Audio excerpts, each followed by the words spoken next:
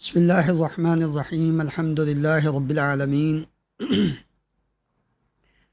وصلی اللہ علی اشرف الانبیاء والمرسلین وعلی آلہ واصحابہ اجمعین ومن تبعہم بإحسان الی یوم الدین اللہم صلی علی محمد وعلی آل محمد کما صلیت علی ابراہیم وعلی آل ابراہیم انک حمید مجید اللہم بارک علی محمد وعلی آل محمد کما بارکت علی ابراہیم وعلی آل ابراہیم انک حمید مجید رب اشرح لی صدری ویسر لی امری واحلل عقدۃ من لسانی یفقہوا قولی اللہم انفعنی بما علمتنی وعلمنی ما ینفعنی وزدنی علما رب اوزعنی ان اشکر نعمتک التی انعمت علی وعلی والدی وان اعمل صالحا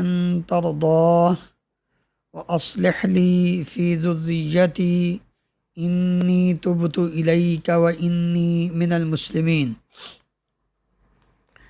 عن ابن عمر رضی اللہ عنہما قال قال رسول اللہ صلی اللہ علیہ وسلم بني الإسلام على 5: شهادة أن لا إله إلا الله وأن محمد رسول الله وإقام الصلاة وإيتاء الزكاة والحج وصوم رمضان۔ عبداللہ ابن عمر رضی اللہ عنہما بیان کرتے ہیں رسول اللہ صلی اللہ علیہ وآلہ وسلم نے فرمایا بنی الاسلام علی 5، اسلام کی بنیاد 5 چیزوں پر ہے۔ شہادت لا الہ الا اللہ، اس بات کی گواہی دینا کہ اللہ تعالیٰ کے سوا کوئی معبود برحق نہیں، وان محمدًا عبدہ ورسولہ، اور بے شک محمد صلی اللہ علیہ وسلم اس کے بندے اور رسول ہیں۔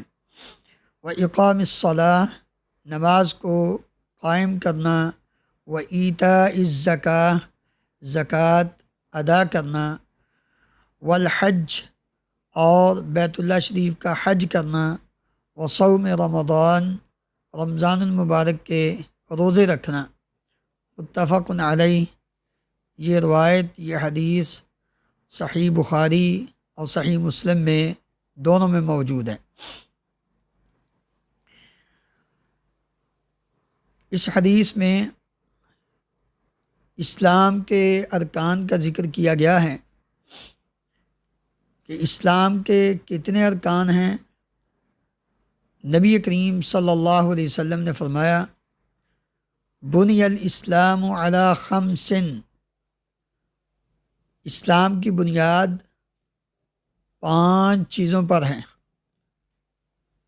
یعنی اسلام کے 5 رکن ہیں، 5 ارکان ہیں۔ رکن کسی بھی چیز کی ماہیت میں داخل ہوتا ہے، رکن کے بغیر اس چیز کا وجود باقی نہیں رہتا۔ شرط اور رکن میں فرق صرف اتنا ہے کہ شرط اس چیز کی ماہیت میں داخل نہیں ہوتی اور رکن اس چیز کی ماہیت کے اندر داخل ہوتا ہے۔ باقی عمل کے اعتبار سے شرط اور رکن دونوں ہی ایک طرح سے اپنی حیثیت رکھتے ہیں۔ شرط نہ ہو تو مشروط بھی ختم ہو جاتا ہے، رکن نہ ہو تو وہ چیز جس کا یہ حصہ ہوتا ہے وہ چیز بھی اپنا وجود کھو بیٹھتی ہے۔ جس طرح نماز کے لیے وضو شرط ہے، طہارت شرط ہے، استقبال قبلہ شرط ہے، حالانکہ وہ نماز کے اندر داخل نہیں۔ اگر وضو نہ ہو تو نماز ہوتی نہیں، ختم، کیونکہ شرط ہی نہیں ہے تو مشروط کہاں۔ لیکن رکن وہ اس کے اندر داخل ہے، جس طرح نماز کے اندر قیام، فرض نماز کے لیے کھڑا ہونا، استطاعت ہے تو کھڑا ہونا یہ رکن ہے۔ سورۃ الفاتحہ کی تلاوت کرنا نماز کے اندر یہ رکن ہے۔ رکوع کرنا، سجدہ کرنا، یہ تمام چیزیں رکن ہیں۔ اگر ان میں سے کوئی ایک نہ کی جائے، جس رکعت میں بھی وہ رکعت نہیں ہے، اور اگر اسی طرح ہی نماز ادا کر لی گئی تو نماز ہی ختم، کیونکہ وہ رکعت ہی نہیں۔ نماز کی 4 رکعتیں فرض ہیں تو 3 پڑھی گئی ہیں، ایک میں ایک رکن نہیں ادا ہوا۔ اسی طرح اسلام کے 5 ارکان ہیں۔ نبی کریم صلی اللہ علیہ وسلم نے فرمایا کہ اسلام کی بنیاد یا اسلام کے ارکان 5 چیزیں ہیں۔ سب سے پہلی کلمہ شہادت ہے کہ انسان اسلام میں جب داخل ہوتا ہے تو کلمہ شہادت کا اقرار کرتا ہے، دل سے یقین کرتا ہے، تو تب جا کے وہ انسان اسلام میں داخل ہوتا ہے۔ کلمہ شہادت کا اقرار کرنا اسلام کے بنیادی ارکان میں سے سب سے پہلا رکن ہے۔ اگر کوئی شخص اس کا اقرار ہی نہیں کرتا، دل سے تصدیق ہی نہیں کرتا، حالت کفر میں، عیسائیت میں، یہودیت میں، مجوسیت میں، ہندوازم میں یا دیگر جو مذاہب ہیں ان میں سے کسی ایک کا پیروکار ہوتے ہوئے اسلام کی ان عظیم عبادات کو سر انجام جتنا مرضی اخلاص کے ساتھ دیتا رہے، کوئی حیثیت نہیں۔ نماز پڑھ لے، روزہ رکھ لے، زکوٰۃ دے دے، دیگر اعمال کر لے، کچھ بھی نہیں اس کو فائدہ ہوگا، کیونکہ ایک رکن جو پہلا ہے وہی اس نے نہیں کیا۔ پھر اسی طرح ایک شخص کلمہ پڑھ کر مسلمان تو ہو گیا، اسلام میں تو داخل ہو گیا، اب اس کے بعد فوراً اسلام قبول کرنے کے فوراً بعد جو سب سے پہلے اس پہ چیز اس پر فرض ہوتا ہے وہ نماز ادا کرنا۔ نماز کے وقت سے قبل جس نماز کے ٹائم سے پہلے اس نے اسلام قبول کیا ہے، اس کے بعد جو بھی پہلی نماز آئے گی وہ اس کو ادا کرنا ہے، خواہ اس کو نماز کا طریقہ آتا ہے یا نہیں آتا۔ نماز کے ارکان اور نماز کی جو سنتیں جو نماز کے اندر پڑھنا ہے ان سے وہ واقف ہے یا نہیں واقف، لیکن وہ مسلمانوں کی جماعت کے ساتھ شامل ہوگا۔ جیسے وہ نماز پڑھیں گے ویسے اس کو بھی کرنا ہے، گو اس کو سورۃ الفاتحہ اس وقت نہیں بھی آتی۔ آج کل منکرین حدیث نے ایک اس انداز میں بھی حدیث پر حملہ کرتے ہوئے کہ دیکھو جی، نماز جو ہے وہ سورۃ الفاتحہ پڑھنے کا نام نہیں، وہ تسبیحات پڑھنے کا نام نہیں، وہ تشہد اور دروشی پڑھنے کا نام نہیں۔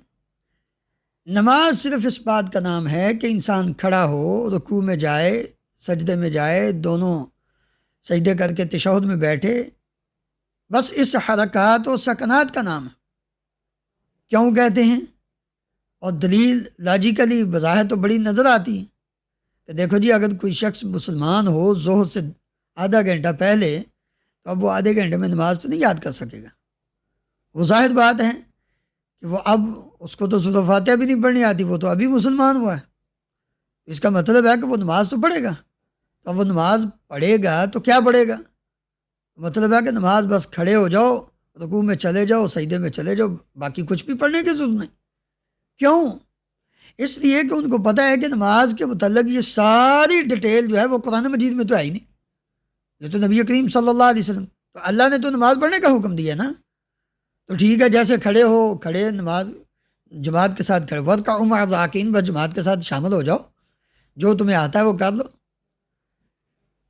تو یہ بہت بڑا دھوکہ ہے، انہوں نے اپنے آپ کو بھی دیا اور مسلمانوں کو بھی دے رہے ہیں۔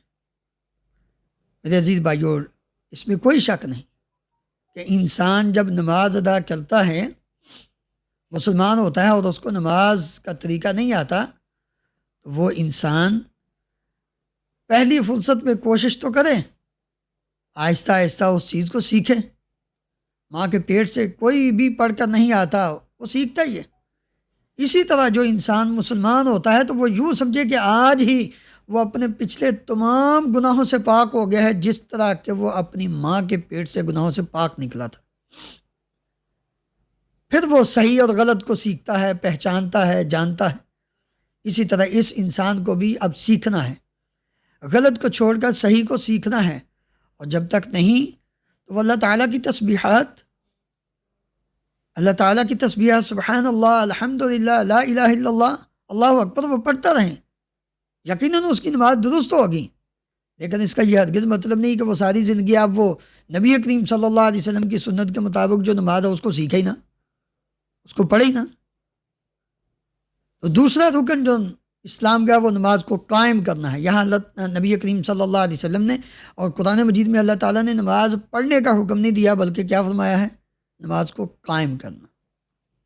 تو نماز قائم تب ہوتی ہے جب نماز کو سنت کے مطابق اس انداز میں ادا کیا جائے جس انداز میں پیارے نبی کریم صلی اللہ علیہ وسلم نے عمل کر کے دکھایا، اور پھر اسی کے مطابق حکم دیا، صلو کما رأیتمونی اصلی، نماز کو اس طرح قائم کرو، جس طرح نماز کو اس طرح ادا کرو جیسے مجھے نماز پڑھتے ہوئے دیکھتے ہو۔ چھوڑیے اختلافات، تمام قسم کے اختلافات کو بالائے طاق رکھ کر تمام مذاہب اور تمام مسلمانوں کا اس بات پر اتفاق ہے کہ اصح الکتب بعد کتاب اللہ الجامع الصحیح للبخاری، کہ اللہ تعالیٰ کی کتاب قرآن مجید کے بعد نبی کریم صلی اللہ علیہ وسلم کی صحیح احادیث کا سب سے صحیح ترین مجموعہ وہ صحیح بخاری شریف ہے۔ آئیے اس کو اٹھا دیجیے، آپ کو پوری نماز نیت سے لے کر پہلی حدیث کے اندر امام بخاری رحمہ اللہ نے نیت کا مسئلہ بیان کیا، انما الاعمال بالنیات۔ اور نماز کے باب میں کتاب الصلاۃ میں نماز پوری کی پوری اس کا ذکر ہے، اور پھر اس کے ساتھ ساتھ صحیح مسلم ہے۔ ان دونوں کتابوں سے آپ کو نبی کریم صلی اللہ علیہ وسلم کی صحیح نماز عملی طور پر صحابہ اکرام نے جو ہمارے تک پہنچائی ہے وہ موجود ہے۔ آپ کو پتہ چل جائے گا کہ سنت کے مطابق نماز کیا ہے۔ نماز کو قائم کرنا یہ دوسرا رکن ہے۔ نماز انسان کی دنیا اور آخرت کے لیے کامیابی اور کامرانی کا ذریعہ ہے۔ نماز کی حفاظت، من حافظ علیہا کانت لہ نورا و برہانا و نجاتا یوم القیامہ، نبی کریم صلی اللہ علیہ وسلم نے فرمایا کہ یہ انسان کے لیے روشنی بن جائے گی، دلیل بن جائے گی، جہنم سے نجات کا ذریعہ بن جائے گی۔ اور جس نے نماز کی حفاظت نہ کی، کان مع قارون، پہلے نمبر پر تو لم تکن لہ نورا و برہانا و نجاتا، نہ ہی یہ نور ہوگی، روشنی بنے گی، نہ ہی یہ نجات بنے گی جہنم سے، اور نہ ہی یہ دلیل بنے گی۔ اور ساتھ کیا فرمایا؟ وکان مع قارون و حامان و ابی بن خلف، یہ انسان قارون کے ساتھ ہوگا اگر اس نے نماز کو چھوڑا ہے مال و دولت کی وجہ سے، تو قارون کے ساتھ، کیونکہ اس کے پاس بہت بڑے خزانے تھے۔ اگر یہ بادشاہ ہونے کی حیثیت سے، ملک کا صدر اور بادشاہ ہونے کی حیثیت سے نماز نہیں پڑھتا تو یہ فرعون کے ساتھ ہوگا، مع فرعون۔ اور اگر یہ وزیر اور مشیر ہونے کی حیثیت سے نماز نہیں پڑھتا تو یہ حامان کے ساتھ ہوگا، کیونکہ وہ فرعون کا وزیر تھا۔ اور اگر یہ کسی علاقے کا نمبردار اور چودھری ہونے کی، ایم پی اور ایم این اے ہونے کی حیثیت سے نماز نہیں پڑھتا تو نبی کریم صلی اللہ علیہ وسلم نے فرمایا کہ یہ ابی بن خلف کے ساتھ ہوگا۔ اس لیے نماز اسلام کے کلمہ شہادت کے بعد جو ارکان ہیں ان میں سے دوسرا رکن، اور اس کی بڑی اہمیت، اگر صرف نماز کے اوپر بات کی جائے تو بہت لمبا ٹائم چاہیے، لیکن یہ بات ذہن میں رکھیں کہ جو انسان سستی کی بنا پر نماز کو ترک کرتا ہے، سستی، انکار نہیں کرتا، انکار نہیں کرتا کہ میں نہیں پڑھتا، میں نہیں نماز کو مانتا تو ہے، کہتا ہے ہاں، لیکن سستی کرتا ہے، اس کو بھی اپنے ایمان کی فکر کرنی چاہیے، کہیں نفاق کی طرف تو نہیں چلا گیا، کیونکہ نماز میں سستی منافقین کی علامت ہے۔ اللہ تعالیٰ نے فرمایا وَإِذَا قَامُوا إِلَى الصَّلَاةِ قَامُوا كُسَالَىٰ يُرَاءُونَ النَّاسَ وَلَا يَذْكُرُونَ اللَّهَ إِلَّا قَلِيلًا۔ منافق جب نماز کے لیے کھڑے ہوتے ہیں تو بڑے ہی ڈھیلے، سست، لا يذكرون اللہ الا قلیلا، تھوڑا سا اللہ کا ذکر کر، جلدی جلدی نماز پڑھی، 4 ٹھونگے مارے اور بھاگے۔ اگر سستی کی بنا پر ہے تو پھر بھی یہ بہت بڑا گناہ ہے، کبھی پڑھ لی کبھی نہ پڑھی، نماز میں تاخیر کر لی، اس کو معمولی سمجھا، اور اگر انکار کرتا ہے تو پھر تو ویسے ہی دار اسلام سے خارج۔ علماء نے، فقہا نے اس بات پر یہ فیصلہ دیا، جیسا کہ امام شافعی رحمہ اللہ کہ مذہب کے مطابق اور دیگر ائمہ کے مذہب کے مطابق یہ بات واضح ہے، مسلم ہے کہ اگر کوئی مسلمان نماز کا انکار کرتا ہے تو وہ دائرہ اسلام سے خارج ہے، اور اگر وہ سستی کی بنا پہ نماز ادا کرتا ہے تو اس سے توبہ کروائی جائے گی، اس کو جیل میں ڈالا جائے گا، یہ کبیرہ گناہ کا مرتکب ہے۔ نماز کا انکار تو نہیں کرتا لیکن کبیرہ گناہ کا مرتکب ہے، یہ اللہ تعالیٰ کی مشیت کے تابع ہے، اللہ چاہے تو اس کے اس بڑے گناہ کو معاف کر دے، اور اگر اللہ چاہے تو اس کو سزا دے، لیکن جو دوسرا ہے وہ انسان اسلام سے نکل جاتا ہے، اس کو یعنی بادشاہ وقت توبہ کرنے کا حکم دے، اگر وہ اپنے موقف سے رجوع کر لیتا ہے تو ٹھیک ہے، ورنہ اس کی گردن ماری جائے۔ اسلامی حکومت میں اس کا یہ علاج ہے۔ تو نبی کریم صلی اللہ علیہ وسلم نے فرمایا کہ اسلام کے جو ارکان ہیں ان میں پہلا رکن کلمہ شہادت ہے، اللہ تعالیٰ کے وحدہ لا شریک ہونے کی گواہی دینا، اور نبی کریم صلی اللہ علیہ وسلم کے اللہ کے بندے اور اس کے رسول ہونے کی گواہی دینا، دوسرے نمبر پر نماز کو قائم کرنا، اور تیسرا رکن ہے وہ ایتاء الزکوٰۃ، زکوٰۃ ادا کرنا۔ اس میں بھی وہی بات ہے کہ زکوٰۃ ادا کرنے والا انسان وہ مومن و مسلمان ہے، اور اگر وہ زکوٰۃ ادا کرنے سے انکار کرتا ہے تو وہ بھی انسان ایک رکن کا انکار کرنے کی وجہ سے اسلام سے نکل جاتا ہے۔ اگر وہ سستی کرتا ہے زکوٰۃ ادا کرنے میں تو اس کا شمار بھی منافقین میں، نفاق والوں میں ہوگا۔ اللہ تعالیٰ ان کے مال کو قبول کیوں نہیں کرتا؟ وَلَا يُنْفِقُونَ إِلَّا وَهُمْ كَارِهُونَ۔ منافق جب اپنے مال کی زکوٰۃ دیتے تھے تو وہ دل کی خوشی سے نہیں دیتے تھے کہ اللہ کا حکم ہے لہذا ہم زکوٰۃ ادا کریں۔ وَلَا يُنْفِقُونَ إِلَّا وَهُمْ كَارِهُونَ، وہ خرچ تو کرتے تھے لیکن بڑے ہی، جس کو کہتے ہیں نا بادل نخواستہ، نہ چاہتے ہوئے، دل نہیں چاہتا لیکن کیا کریں، اب آرڈر ہے۔ تو ایسے لوگ، ان کے بارے میں اللہ تعالیٰ نے جو سورہ توبہ میں سزا بیان کی ہے، جو مال کو خرچ نہیں کرتے، یا ایھا الذین آمنوا ان کثیرا من الاحبار والرہبان لیأکلون اموال الناس بالباطل ویصدون عن سبیل اللہ والذین یکنزون الذہب والفضة ولا ينفقونها فی سبیل اللہ فبشرہم بعذاب علیم۔ جو سونے اور چاندی کو جمع کر کے کنز بنا کر رکھتے ہیں اور اس میں سے زکوٰۃ ادا نہیں کرتے، اللہ تعالیٰ فرماتے ہیں ان کو دردناک عذاب کی بشارت دو۔ یوم یحمى علیہا فی نار جہنم فتکوی بہا جباہہم وجنوبہم وظہورہم ھذا ما کنزتم لانفسکم فذوقوا ما کنتم تکنزون۔ اسی مال کو سونے اور چاندی کی شکل میں یا روپے، پیسے اور سکوں کی شکل میں، جس حالت میں بھی ہوگا، جس مال کی زکوٰۃ نہیں، اس کو قیامت کے دن جہنم کی آگ میں پگھلایا جائے گا اور پھر ان کو داغا جائے گا، اور اس وقت ان کو یہ کہا جائے گا کہ یہ جو مال ہے وہ ہے جو تم خزانہ کر کے رکھتے تھے، اور نبی کریم صلی اللہ علیہ وسلم نے فرمایا جو مال کی زکوٰۃ نہیں ادا کرتے اللہ تعالیٰ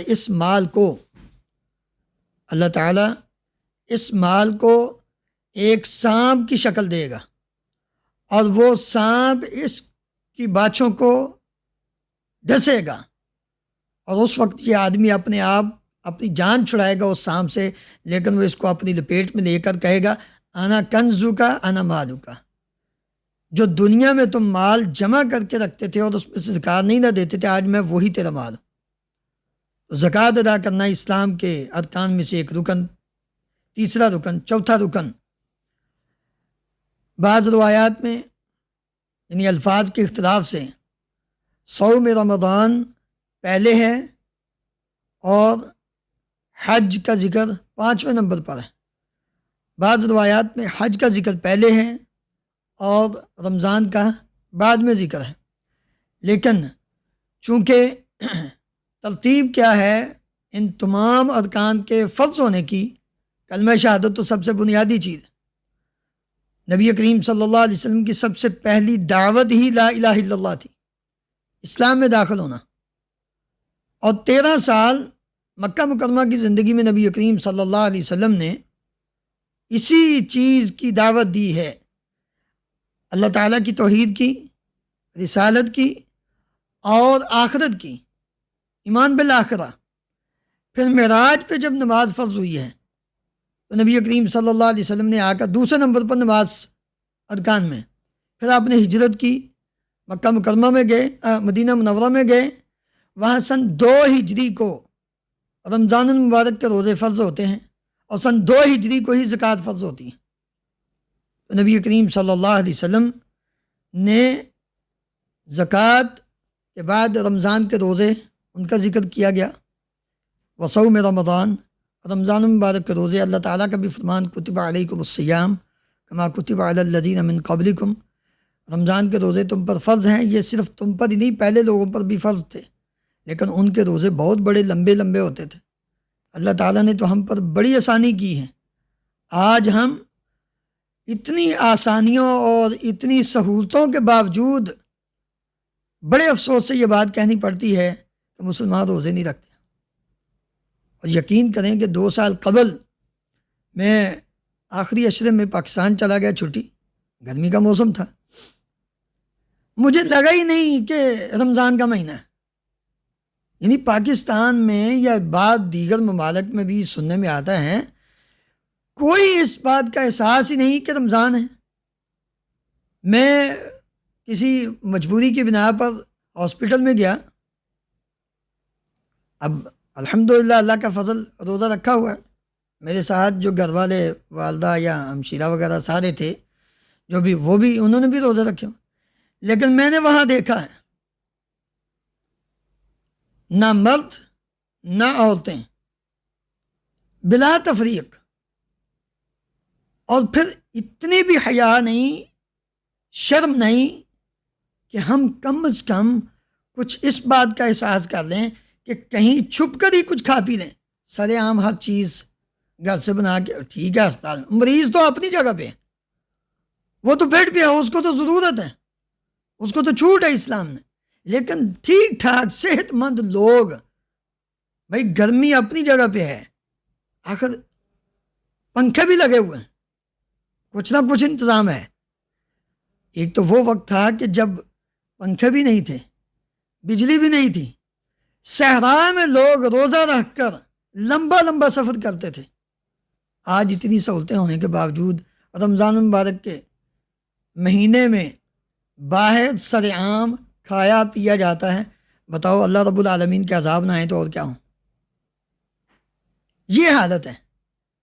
روزہ جو ڈال تھا جہنم کی آگ سے، آج ہم نے اس ڈال کو توڑا تو آخرت کا عذاب اللہ ہم سب کو محفوظ میں، وہ تو پتہ نہیں کیسا کب آئے گا، لیکن دنیا میں ہمارے اوپر جو عذاب آ رہے ہیں ایک سے ایک بڑھ کر، اس کا نتیجہ یہ ہے۔ ایک وہ وقت تھا کہ جب یہود اپنے بچوں کو مارتے تھے باہر کھانے سے، رمضان میں کیوں مارتے تھے؟ کہتے تھے مسلمانوں کا مہینہ ہے تو روزہ رکھا ہوا، کھانا پینا ہے تو اندر جا کے کھاؤ۔ آج مسلمان خود باہر کھا رہے ہیں، تو یہودیوں کو کیا کہنا ہم نے؟ روتے ہیں ہم کس بات کو؟ ناموس رسالت کو. مسلمان ختم نبوت کو رو رہے ہیں ہم، اور اس کے لیے ہم نے اپنا ہی نقصان شروع کیا ہوا. کیا نہیں ہو رہا؟ روتے ہیں ہم فرانس کو، انہوں نے خاکے بنا دیے. بھائی ہم نے کون سا نبی کریم صلی اللہ علیہ وسلم کی شریعت کی پاسداری کی ہے؟ ناموس کا مطلب صرف یہ تو نہیں کہ کوئی خاکے بنا لو تو اس کے خلاف کھڑے ہو، ٹھیک ہے، حق بنتا ہے، کھڑے ہونا چاہیے، لیکن خود اپنا عمل پیارے نبی کریم صلی اللہ علیہ وسلم کی سیرت کے بالکل الٹ ہو، یہ کہاں کا احتجاج اور کہاں کی یہ ناموس کا تحفظ ہے؟ رسول اللہ صلی اللہ علیہ وسلم نے اسلام کے بنیادی ارکان میں سے ایک رکن رمضان المبارک کے روزے، جو انسان جان بوجھ کر ایک روزہ چھوڑ دیتا ہے، ذرا غور کیجیے کتنا بڑا گناہ ہے. کوئی پرواہ نہیں. میں آج بھی نہیں، وہ نماز کے لیے اس آدمی کا مجھے یاد نہیں، دیکھا ہوگا شاید واللہ عالم، لیکن مجھے یہ واقعہ پورا اچھی طرح یاد ہے. میرے نانا جان اللہ تعالیٰ مغفرت فرمائے، وہ جس گاؤں میں ہم رہتے ہیں وہاں پہ آئے تو کہتے ہیں میں جب شروع میں آیا تو ایک آدمی کو دیکھا، صحت مند، خوب مطلب اچھا صحت مند جوان تھا، تو رمضان میں اس نے روزہ نہیں رکھا. باہر اس کو دیکھا وہ کچھ کھا پی رہا ہے، تو میں نے اس کو کہا بھائی اللہ کے بندے روزہ رکھ. تو کہتے ہیں کہ بازو ایسے کر کے نا، کہتا ہے جی یہ بازو پھر کیا ہوگا، یہ تو کمزور ہو جائے گا. مطلب خوب موٹا تھا نا، کہنے لگا یہ بازو کمزور ہو جائے گا اگر میں روزہ رکھ لوں. ظاہر بات ہے بھوک لگے گی صبح سے لے کر شام تک کچھ نہیں کھانا پینا، تو میں تو کمزور ہو جاؤں گا. کہتے ہیں شام نہیں ہوئی تو اس کو بخار شروع ہو گیا، اور بخار اترا تب ہے جب اس کا وجود خشک سوکھ گیا تھا، بالکل پتلا دبلا ہو گیا، پھر بخار اترا. سارے جتن کر لیے، ساری دوائیاں کھا لیں، بخار نہیں اترا. اللہ رب العالمین کی جب پکڑ آتی ہے نا تو پھر اس طرح آتی. اس نے کہا میں کمزور ہو جاؤں گا. اللہ تعالیٰ نے فرمایا اچھا تو کھاتے پیتے سمجھتا ہے کہ موٹا تھا، صحت تو اللہ نے دی ہے، بیماری اللہ کی طرف سے ہے. روزہ رکھنے سے انسان کمزور نہیں ہوتا، روزہ رکھنے سے تو لوگ زیادہ موٹے ہو رہے ہیں اس دور میں. کمزور کہاں ہونا انسان نے؟ اچھا روزے کی طاقت ویسے اپنی ذاتی بھی ہے، یہ بات بھی ہے، ضروری نہیں کہ انسان کھائے پیے تو طاقت آتی ہے. روزہ چونکہ عبادت ہے، اور عبادت کی جو طاقت انسان کے اندر پیدا ہوتی ہے نا، اس کا ایک اپنا ہی مزہ ہے. آپ کوئی بھی عبادت کر کے دیں، قرآن مجید کی تلاوت ہے، وضو ہے، نماز ہے، روزہ ہے، باقی جتنی بھی عبادت ہیں، آپ کسی ایک عبادت کا تصور کر لیں، جائزہ لے لیں، آپ کو اس کی ایک عجیب سی انرجی محسوس ہوگی. اللہ تعالیٰ نے ایک نظام سسٹم بنایا ہوا. اور آخری جو ہے والحج، بیت اللہ شریف کا حج کرنا. ان چاروں میں ایک چیز جو مختلف چلتی ہے، اس کے بارے میں تھوڑی سی بات کر کے اپنی بات کو ختم کرتے ہیں. نماز 7 سال کی عمر سے بچے کو ترغیب دیں، 10 سال کی عمر کا ہو جائے نماز نہ پڑھے تو اس کو سزا دے کے نماز پڑھائیں. فرض ہے ہر مسلمان پر، بڑا ہو چھوٹا ہو، فرض ہے اس پر. 10 سال سے لے کر موت تک، وَاعْبُدْ رَبَّكَ حَتَّى يَأْتِيَكَ الْيَقِينُ. نبی کریم صلی اللہ علیہ وسلم کو اللہ تعالیٰ نے حکم دیا. اس لیے نماز کا تعلق صرف ایک رات سے نہیں کہ رمضان المبارک میں 27ویں رات کو بس عبادت کر لو ختم، نہیں. یہ جو ہم نے ایک عجیب سا بنایا ہوا نا اپنا مزاج، یا شب رات کو رات کو عبادت کر لو، 15ویں شعبان کی رات دن کو روزہ رکھ لو، بس ٹھیک ہے جی سارا سال پورا ہو گیا. نہیں، نماز ساری زندگی پڑھنے کا. اگر آپ فرض نماز کھڑے ہو کر نہیں پڑھ سکتے، نبی صلی اللہ علیہ وسلم نے فرمایا بیٹھ کر پڑھ لو. اگر آپ بیٹھ کر پڑھنے کی استطاعت نہیں رکھتے تو لیٹ کر پڑھ لو، اشارے سے پڑھ لو، لیکن نماز ضرور جب تک ہوش و حواس قائم ہے نماز پڑھنی ہے. سنت اور نفل نماز آپ بیٹھ کر پڑھ سکتے ہیں، لیکن یہ بات یاد رکھیے کہ اگر تمہیں کھڑے ہو کر 10 دینار ملیں گے پڑھنے کے تو بیٹھ کر پڑھنے کے 5 دینار ملنے. نبی کریم صلی اللہ علیہ وسلم نے فرمایا آدھا اجر ہے سنتیں کھڑے ہو کر پڑھو گے تو پورا اجر، اور اگر بیٹھ کر پڑھو گے تو آدھا اجر ملے گا، اس لیے اس بات کا بھی خیال رکھنا۔ دوسری چیز زکوٰۃ، اس کے اوپر اس ٹاپک کے اوپر مختلف ہمارے مشائخ اور علماء کرام کے تفصیلی دروس موجود ہیں۔ جو انسان زکوٰۃ کے مسائل کے متعلق کچھ سیکھنا چاہے تو وہ ان کی طرف رجوع کر سکتا ہے، یوٹیوب پہ بھی اور ویسے بھی۔ رمضان المبارک کا جو روزہ ہے یہ عاقل بالغ مسلمان پر فرض ہے۔ مسلمان ہو، عاقل ہو، بالغ ہو، نابالغ بچے پر روزہ فرض نہیں، لیکن اس کا یہ مطلب بھی نہیں کہ بچوں کو ترغیب ہی نہ دی جائے۔ صحابہ کرام رضی اللہ عنہم اجمعین دودھ پیتے بچے کو بھی روزہ رکھنے کی عادت ڈالتے تھے، یعنی ان کو سحری کے وقت کچھ کھلا پلا دیا جاتا، زیادہ سے زیادہ جو ٹائم ہوتا تھا ان کا کوشش کرتے تھے کہ اب کچھ نہ کھائیں پئیں۔ جب وہ رونے لگتے تو ان کو بہلانے کے لیے ان کے سامنے کھلونے رکھ دیتے تھے کہ کچھ اور ٹائم ان کا یہ گزر جائے۔ تو روزہ بھی صرف مرد کے لیے دو ہیں عذر، ایک بیماری اور ایک سفر۔ مرد دو عذر ہیں، ایک بیمار ہو، ایک سفر ہو، تو اس پہ روزہ فرض نہیں، وہ بعد میں قضا دے دے۔ عورت ایام میں ہوگی تو اس کا روزہ نہیں ہوگا، وہ تیسرا یہ اس کے ساتھ کہ وہ ان تینوں میں سے کوئی ایک لاحق ہو جائے تو وہ روزہ چھوڑ کے باقی دنوں میں اس کی قضا دے، باقی کسی صورت میں بھی روزہ چھوڑنے کا حکم نہیں ہے۔ حج کے متعلق اللہ تعالیٰ نے جو فرمایا وَلِلَّهِ عَلَى النَّاسِ حِجُّ الْبَيْتِ مَنِ اسْتَطَاعَ إِلَيْهِ سَبِيلًا، حج کے لیے استطاعت کا ہونا یہ شرط ہے۔ استطاعت میں دو چیزیں آتی ہیں، ایک جسمانی اور ایک مالی، اور تیسرا اس میں ایک چیز آتی ہے کہ سفر پرامن ہو، راستہ پرامن ہو۔ جب یہ تینوں چیزیں پائی جائیں تو ایک مرد پر حج فرض ہو جاتا ہے، جب اس کے پاس مال بھی ہو زاد راہ کے لیے، پیچھے گھر والوں کے لیے بھی چھوڑ کر جائے، اور اس کی صحت بھی اجازت دے رہی ہو، سفر کرنا اس کے لیے ممکن ہو، راستہ پرامن ہو۔ عورت کے لیے چوتھی شرط ساتھ یہ مل جاتی ہے کہ اس کا کوئی محرم ہو۔ یہ استطاعت کے اندر یہ بھی چیز پائی جاتی ہے، عورت کے لیے چار چیزیں کہ اس کا محرم ہو، اگر یہ چیزیں ہوں تو پھر حج۔ یہ 5 رکن اس انداز میں کسی بھی انسان کی زندگی میں آ جائیں تو اس کو ان 5 کو قائم کرنا لازمی اور ضروری ہو جاتا ہے۔ بالکل اسی طرح سمجھ لیجئے جس طرح ایک کمرہ انسان بناتا ہے، اس کی 4 دیواریں ہیں اور ایک چھت ہے۔ چھت سمجھ لیں کلمہ طیبہ، کلمہ شہادت ہے، یہ اوپر اس نے چھت کی ہوئی ہے، 4 دیواریں۔ اب اس چھت کو باقی رکھنا ہے تو دیواریں تو ہوں گی۔ ایک کمرہ بہترین آپ نے ڈرائنگ روم بنایا ہے تو وہ ڈرائنگ روم آسانی سے، سکون سے اس کے اندر آپ تبھی رہ سکتے ہیں جب اس کی 4 دیواریں خوبصورت ہوں گی۔ اگر ایک دیوار ختم کر دو ڈرائنگ روم نہیں ہوگا، آپ اس کو گراج تو کہہ سکتے ہیں لیکن وہ کمرہ نہیں ہے۔ اسی طرح 2 دیواریں نہ ہوں تو پھر بھی وہ بات نہیں بنے گی، چھت ہی نہ ہو تو پھر بھی وہ 4 دیواروں کا کوئی فائدہ نہیں۔